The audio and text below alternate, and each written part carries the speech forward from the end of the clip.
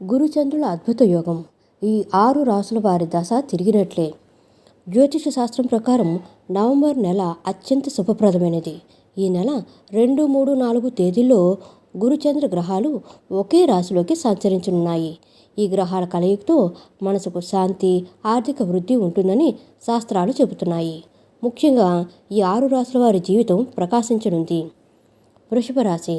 వృషభ రాశి వారికి గురుచంద్ర సంచారం ఆర్థిక అభివృద్ధికి దారితీస్తుంది. డబ్బులు తిరిగి రావడం, అప్పులు తీరడం వంటి శుభ ఫలితాలు కనిపిస్తాయి. విద్యార్థులకు ఇది విజయం సాధించే సమయం. మానసిక ప్రశాంతత కలుగుతుంది. సుదీర్ఘకాలంగా ఎదుర్కొన్న సమస్యలు, పనులు సాఫీగా సాగుతాయి. మిథున రాశి. మిథున రాశికి గురుచంద్ర యోగం కొత్త ఉత్సాహాన్ని ఇస్తుంది. నూతన ఆలోచనలతో ముందుకు సాగుతారు. సృజనాత్మకత, ఆత్మవిశ్వాసం పెరుగుతుంది. వ్యాపారం లేదా కళారంగంలో ఉన్న వారికి విజయాలు దక్కుతాయి.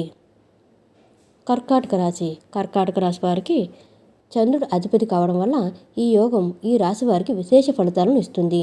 భావోద్వేగ పరంగా ప్రశాంతత లభిస్తుంది. ఇంటి వాతావరణం సంతోషంగా ఉంటుంది. ఆర్థిక స్థిరత్వం కలుగుతుంది. తులారాశి.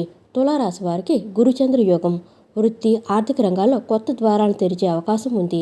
సుదీర్ఘకాలంగా ఎదురుచూస్తున్న ప్రమోషన్ లేదా బదిలీ లభించవచ్చు. కొత్త సంబంధాలు, ఒప్పందాలు అనుకూలంగా సాగుతాయి.